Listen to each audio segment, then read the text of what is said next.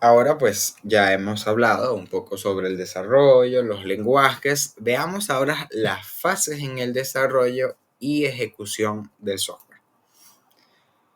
Ya hemos visto en puntos anteriores que debemos elegir un modelo de ciclo de vida para el desarrollo de nuestro software. Independientemente del modelo elegido, siempre hay una serie de etapas que debemos seguir para construir un software fiable y de calidad. Dichas etapas son las siguientes. La primera, hay que hacer un análisis de requisitos. En este se especifican los requisitos funcionales y no funcionales del sistema. También tenemos la segunda etapa, que es la etapa del diseño, que esta divide el sistema en partes y se determina la función de cada una. La tercera etapa está la codificación, que se elige un lenguaje de programación y se codifican los programas. La cuarta etapa están las pruebas, que es en donde se prueban los programas para detectar errores y en caso de existir los errores se depuran. La quinta etapa es la documentación, que de todas las etapas se documenta y guarda toda la información que se ha utilizado para las distintas etapas anteriores. Está la sexta etapa, que es la explotación, que es donde instalamos, configuramos y probamos las aplicaciones en los equipos del cliente, o es en donde hacemos un despliegue total de nuestra aplicación. Ya no está en modo de prueba o en modo de desarrollo, sino que ya nuestro software o nuestra aplicación ya pasa a estar en un ambiente de desarrollo, en un ambiente de producción. Y también está la otra etapa, que es el mantenimiento, que es en donde se mantiene el contacto con el cliente para actualizar y modificar la aplicación en el futuro. O si el cliente quiere dar alguna mejora, quiere agregar alguna funcionalidad, pues ahí está para eso es esa etapa. Ahora, la pregunta sería, ¿crees que debemos esperar a tener completamente cerrada una etapa para pasar a la siguiente?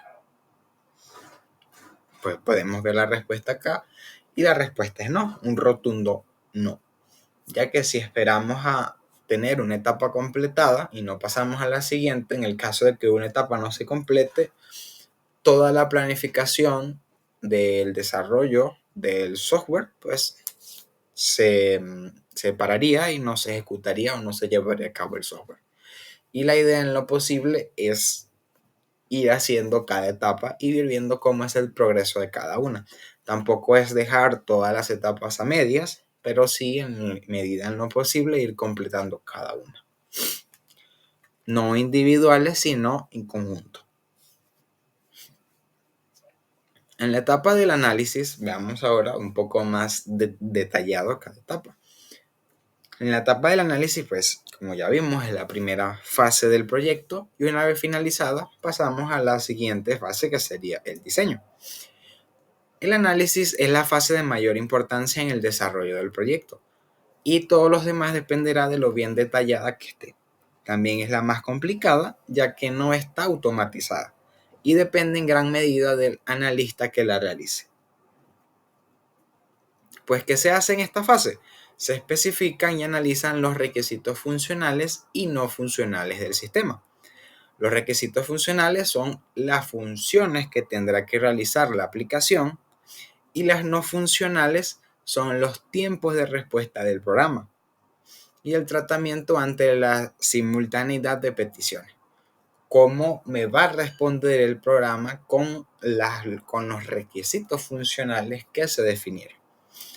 Si los requisitos funcionales que se definieron son muy extensos o contienen demasiada información, pues los requisitos no funcionales van a sufrir daño, van a sufrir al momento de ver los tiempos de respuesta que se programaron con las funciones, pues va a haber un choque o un problema allí. Lo fundamental, como todo, es la buena comunicación entre el analista y el cliente para que la aplicación que se va a desarrollar cumpla con sus expectativas. La culminación de esta fase es el documento ERS, que es la especificación de requisitos de software. En esta, pues como ya vimos, este es el que va a tener tanto los requisitos funcionales como los no funcionales. Y en este documento, pues quedan especificados la planificación de las reuniones que van a tener lugar, la relación de los objetivos del usuario cliente y del sistema, la relación de los requisitos funcionales y no funcionales del sistema, la relación de objetivos prioritarios y temporización, y el reconocimiento de requisitos mal planteados o que conllevan contradicciones, que era lo que decía un poco sobre si llegamos a sobrecargar algún requisito funcional, este lo va a llevar la contraparte en el requisito no funcional y pues nos puede generar un requisito mal planteado. También está la fase del diseño, la segunda fase, y aquí se debe dividir el sistema en partes y establecer qué relaciones habrá entre ellas. Debemos crear un modelo funcional estructural de los requerimientos del sistema global para poder dividirlo y afrontar las partes por separado. En este punto se deben tomar decisiones importantes como las entidades y relaciones de la base de datos, la selección del lenguaje de programación que se va a utilizar, la selección del sistema gestor de base de datos, dependiendo del lenguaje de programación o cuál sería el mejor gestor de base de datos, asimismo con su base de datos, pues entre otras cosillas. También está la fase de codificación y tipos de código, que durante la fase de codificación se realiza el proceso de programación. Y este consiste en elegir un determinado lenguaje de programación, codificar toda la información anterior y llevarlo a código fuente. Esta tarea la realiza el programador y tienen que cumplir exhaustivamente con todos los datos impuestos en el análisis y en el diseño de la aplicación. En el análisis, bien sea los requisitos funcionales y no funcionales, y en el diseño de la aplicación, pues todos los datos ya definidos como el lenguaje de programación, gestor de base de datos, cuál es la base de datos que se va a utilizar y todo lo demás. Las características deseables de todo código son que sean modular, que tenga modularidad, que esté dividido en trozos más pequeños. Y esto es más que todo si en un desarrollo de software tienes requisitos funcionales, la idea es que un requisito funcional sea una función o un método a ejecutarse dentro de un software. Y pues que sea lo más posible modular, que sea lo más pequeño para poder reutilizar ese código, bien sea ya dentro de ese desarrollo de software o para software futuros a realizar. También está la corrección, que es que se haga lo que se pide realmente. No es que definimos un requisito funcional que nos calcule el valor de una suma y el resultado nos dé un valor de una multiplicación.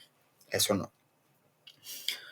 Otra característica deseable es que sea fácil de leer para facilitar el desarrollo y el mantenimiento a futuro. Esto también se hace si es un equipo muy grande y lo desarrollan varias personas.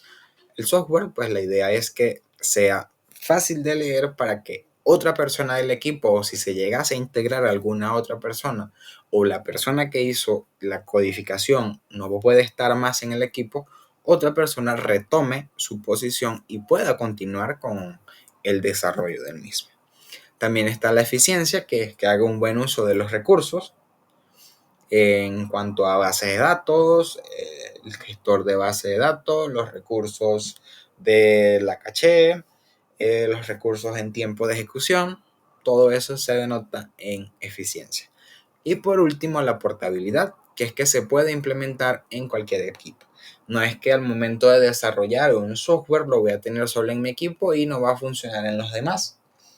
Esto puede ser un error muy común, pero la idea es que nunca pase. Si se va a crear un software o vas a desarrollar un software, pues la idea es que siempre sea portable.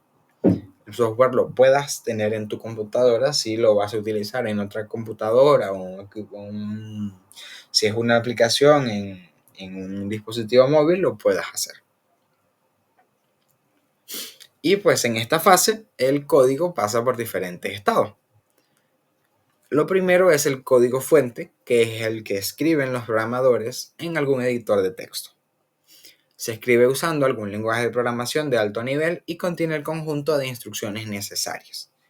Luego está el código objeto, que es el código binario resultado de compilar el código fuente.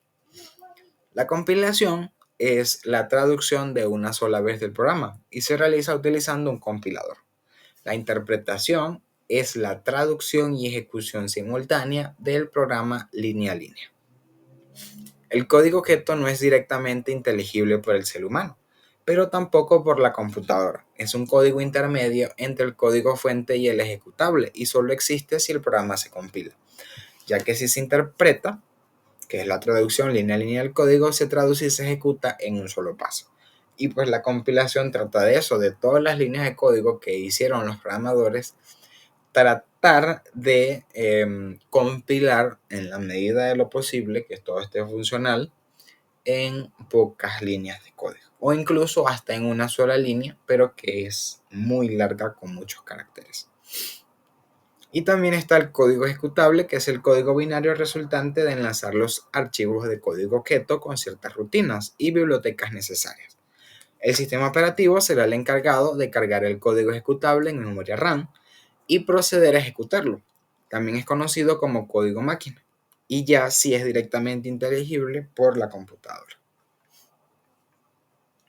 También tenemos la fase de obtención de código, que en esta tenemos la fuente, que el código fuente es el conjunto de instrucciones que la computadora debe realizar escritas por los programadores en algún lenguaje de alto nivel. Un aspecto muy importante en esta fase es la elaboración previa de un algoritmo, que lo definimos como un conjunto de pasos a seguir para obtener la solución del problema. El algoritmo lo diseñamos en pseudocódigo y con él la codificación posterior a algún lenguaje de programación determinado será más rápida y directa. Esto es como llevar el requisito funcional, lo llevamos a papel, lo hacemos en papel, ejecutamos en papel la función o el código y una vez que ya veamos que sí funciona con las pruebas en papel, ya lo llevamos a código con un lenguaje de programación y se puede hacer, digamos que es la manera más rápida y directa de hacerlo. También tenemos el objeto, que el código objeto es un código intermedio. Es el resultado de traducir código fuente a un código equivalente formado por unos y ceros, que aún no puede ser ejecutado directamente por la computadora. El proceso de traducción de código fuente a código objeto puede realizarse de dos formas. La primera, que es la compilación, que es el proceso de traducción, se realiza sobre todo en el código fuente, en un solo paso. Se crea código objeto que habrá que enlazar. El software responsable se llama compilador. Y también tenemos el proceso de interpretación, que es el proceso de traducción de código fuente, se realiza línea a línea y se llama intérprete. El proceso de traducción es más lento que en el caso de compilación, pero es recomendable cuando el programador es inexperto, ya que le da la detección de errores mucho más detallada. El código objeto es código binario, pero no puede ser ejecutado por la computadora.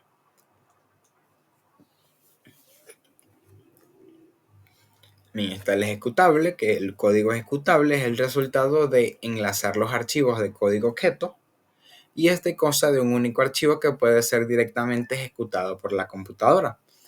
Esta no necesita ninguna aplicación externa para ejecutarlo y este archivo es ejecutado y controlado por el sistema operativo. En el esquema de generación de código ejecutable vemos el proceso completo para la generación de ejecutables. A partir de un editor, escribimos el lenguaje fuente con algún lenguaje de programación. Y a continuación el código fuente se compila obteniendo código objeto o bytecode. Ese bytecode a través de la máquina virtual pasa a código máquina, ya directamente ejecutable por la computadora. Si vemos este gráfico, tenemos el editor de texto, generamos el código fuente, este se compila, crea un código objeto, ya se puede enviar a una máquina virtual y esto ya se puede ejecutar ya la computadora puede ejecutar ese código. Ya que hablamos de máquinas virtuales, veamos un poco sobre máquinas virtuales. Una máquina virtual es un tipo especial de software cuya misión es separar el funcionamiento del ordenador de los componentes hardware instalados. Esta capa de software desempeña un papel muy importante en el funcionamiento de los lenguajes de programación, tanto compilado como interpretado. Las funciones principales de una máquina virtual están la de reservar memoria para los objetos que se crean y liberar la memoria no utilizada, comunicarse con el sistema donde se instala la aplicación para el control de los dispositivos hardware implicados en los procesos y el cumplimiento de las normas de seguridad de las aplicaciones. Para colocar un ejemplo, instalamos en VirtualBox. En VirtualBox creamos una máquina virtual y en esa máquina virtual podemos tener instalado algún otro sistema operativo como una distribución de Linux.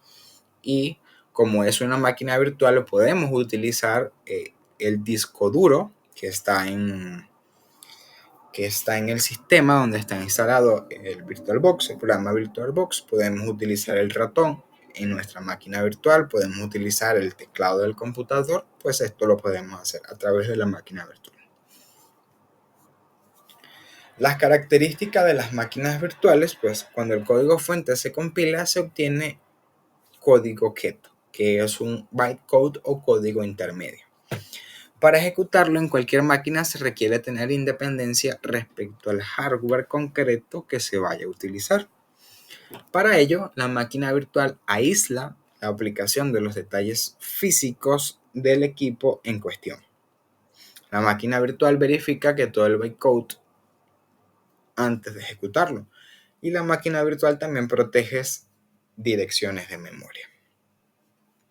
La máquina virtual actúa de puente entre la aplicación y el hardware concreto del equipo donde se instale. Veamos ahora, que ya lo he mencionado anteriormente, pero veamos qué son los frameworks. Los frameworks es plataforma, entorno, un marco de trabajo de desarrollo rápido de aplicaciones. Un framework es una estructura que ayuda al programador, en base a la cual podemos desarrollar proyectos sin partir desde cero. Se trata de una plataforma de software donde están definidos programas soporte, bibliotecas, paquetes, lenguajes interpretados que ayudan a desarrollar y unir los diferentes módulos o partes de un proyecto. Con el uso de un framework podemos pasar más tiempo analizando los requerimientos del sistema y las especificaciones técnicas de nuestra aplicación, ya que la tarea laboriosa de los detalles de programación queda resuelta.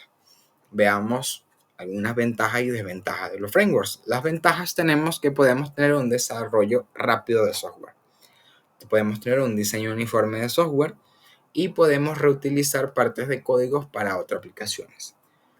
Por el otro lado, las desventajas tenemos gran dependencia de código respecto al framework utilizado.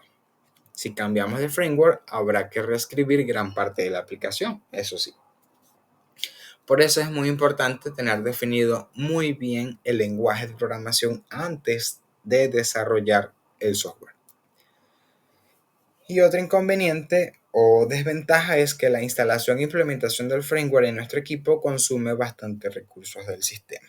Esto no es tanto una disyuntiva o alguna desventaja, que digamos es una desventaja y por eso no se va a poder generar el software, pero sí está como una desventaja en comparación a otros frameworks que sí pueden pesar mucho más que otros. Algunos ejemplos de frameworks tenemos a .NET, que es un framework para desarrollar aplicaciones sobre Windows, sobre Mac, aplicaciones web, móviles, servicios web, servicios de intranet, servicios API, REST, y ofrece el Visual Studio.net, que nos da facilidades para construir aplicaciones, y su motor es el .NET Framework, que permite ejecutar dichas aplicaciones. Es un componente que se instala sobre el sistema operativo. Otro ejemplo de framework tenemos el Spring de Java, que es un conjunto de bibliotecas APIs para el desarrollo y ejecución de aplicaciones. Así como frameworks, también tenemos a Angular, que viene del lenguaje de TypeScript. Y TypeScript a su vez viene del lenguaje JavaScript. Otro framework también está Ionic, y también para la parte de servicios API podemos tener a frameworks como Express.js y también a Nest.js. Veamos los entornos de ejecución. Un entorno de ejecución es un servicio de máquina virtual que sirve como base software para la ejecución de programas. En ocasiones pertenece al propio sistema operativo, pero también se puede instalar como software independiente que funcionará por debajo de la aplicación. Se denomina runtime al tiempo que tarda un programa en ejecutarse en la computadora. Durante la ejecución, los entornos se encargarán de configurar la memoria principal disponible en el sistema y de enlazar los archivos del programa con las bibliotecas existentes y con los subprogramas creados, considerando que las bibliotecas son el conjunto de subprogramas que sirven para desarrollar o comunicar componentes de software, pero que ya existen previamente, y los subprogramas serán aquellos que hemos creado a propósito para el programa. Veamos acá en esta pequeña gráfica que tenemos acá, tenemos el sistema operativo, tenemos el bytecode que se va a ejecutar en una máquina virtual, todo ello es mi entorno de ejecución, y también tenemos las librerías de las clases estándar, que son las API. Y por otro lado tenemos el lenguaje de programación que engloba a donde se va a ejecutar dicho lenguaje. El funcionamiento del lenguaje del entorno de ejecución es que está formado por la máquina virtual y las APIs, que son las bibliotecas de clases estándar. Estos dos componentes se suelen distribuir conjuntamente porque necesitan ser compatibles entre sí. El entorno funciona como intermediario entre el lenguaje fuente y el sistema operativo y consigue ejecutar aplicaciones. También tenemos el Java Runtime Environment, que en esta sección se va a explicar el funcionamiento, instalación, configuración y primeros pasos del Runtime Environment de lenguaje Java. Se hace extensible a los demás lenguajes de programación.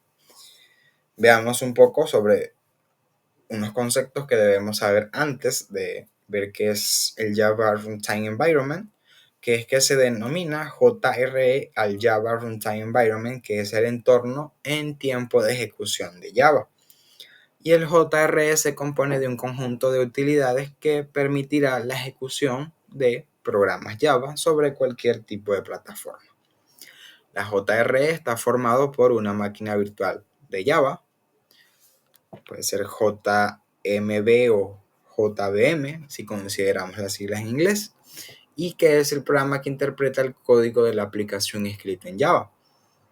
También están las bibliotecas de clase estándar que implementan el API de Java, y las dos, JMB y API de Java, son consistentes entre sí, por ello son distribuidas conjuntamente. Y pues lo primero que hay que hacer es hay que descargar el JRE o el Java Runtime Environment. Eso lo podemos buscar en Google, colocamos JRE o Java Runtime Environment y nos va a llevar a la página oficial de Java. Java es un software libre, por lo que podemos descargarnos la aplicación libremente. Una vez descargado, comienza el proceso de instalación siguiendo los pasos del asistente. No hay mucho por hacer allí. También continuamos con el ciclo, están las pruebas, que La realización de las pruebas es imprescindible para asegurar la validación y verificación del software construido. Entre todas las pruebas que se efectúan sobre el software podemos distinguir básicamente las pruebas unitarias, que son las que consisten en probar una a una las diferentes partes del software y comprobar su funcionamiento por separado de manera independiente. Para Java tenemos, digamos que para hacer pruebas tenemos a JUnit, que es el entorno de pruebas para Java. También tenemos las pruebas de integración, que estas se realizan una vez que se haya realizado con éxito las pruebas unitarias. Es importante destacar que las pruebas unitarias se van a ejecutar por el funcionamiento, bien sea ya de una clase o un método o una función en específico. Y estas pruebas de integración consistirán en comprobar el funcionamiento del sistema completo, con todas sus partes interrelacionadas. La prueba final se denomina comúnmente beta test, que está realizada sobre el entorno de producción 2 del software va a ser utilizado por el cliente. El periodo de prueba será normalmente el pactado con el cliente. ¿En dónde lo podemos ver? Pues en la primera fase, en la fase de planificación. Ahí debería estar pactado. Ya por último tenemos la documentación, que es que todas las etapas en el desarrollo de software deben quedar perfectamente documentadas. Todas las etapas anteriores tienen que tener una documentación. ¿Por qué hay que documentar todas las fases del proyecto? Pues para dar toda la información a los usuarios de nuestro software y poder acometer futuras revisiones del proyecto. Es por ello que al momento de desarrollar un software también es necesario, como se hace la documentación, se hace un manual de usuario. Porque acá también se puede especificar a través de la documentación todo lo que puede hacer nuestro software y podemos ver todas las funcionalidades con más especificaciones sobre lo que puede hacer y lo que no. Acá tenemos, digamos que los documentos a elaborar en el proceso del desarrollo de software. Tenemos pues una guía técnica, una guía de uso y una guía de instalación. Y acá están digamos que toda la información que queda o que debe estar reflejado dentro de esos documentos o esa documentación. Por último tenemos la explotación, que en esta es la fase en que los usuarios finales conocen la aplicación y comienzan a utilizarla. La explotación es la instalación, puesta a punto y funcionamiento de la aplicación en el equipo final del cliente. En el proceso de instalación, los programas son transferidos al computador del usuario cliente y posteriormente configurados y verificados. Es recomendable que los futuros clientes estén presentes en este momento e irles comentando cómo se va planteando la instalación. Aquí es donde se lleva a cabo las beta tests, que son las últimas pruebas que se realizan en los propios equipos del cliente y bajo cargas normales de trabajo. Ya una vez instalado, se pasa a la fase de configuración. Es muy importante tenerlo todo preparado antes de presentar el producto al cliente, ya que este será el momento crítico del proyecto. Si no se ha preparado y nos llega a dar un error, pues no estará muy bien visto que nos llegue a dar algún error o pase algún problema no identificado al momento de mostrarle el software o hacer las beta tests con el cliente. Ya luego de toda la implementación del software queda ya una última etapa. Ya es la última etapa ya luego del desarrollo y de los beta tests, que es la etapa o la fase de mantenimiento. Esta es la etapa más larga de todo el ciclo de vida del software. Por su naturaleza, el software es cambiante y deberá actualizarse y evolucionar con el tiempo. Deberá ir adaptándose de forma paralela a las mejoras del hardware en el mercado y afrontar situaciones nuevas que no existían cuando el software se construyó. Y si un software no se actualiza, simplemente se muere. Deja de existir, no hay actualizaciones, la competencia u otras empresas, organizaciones, clientes van teniendo un mejor software, van creando un mejor software y si no se actualiza un software simplemente muere. Aquí podemos ver algunos tipos de cambios que se pueden hacer o son necesarios en el mantenimiento del software.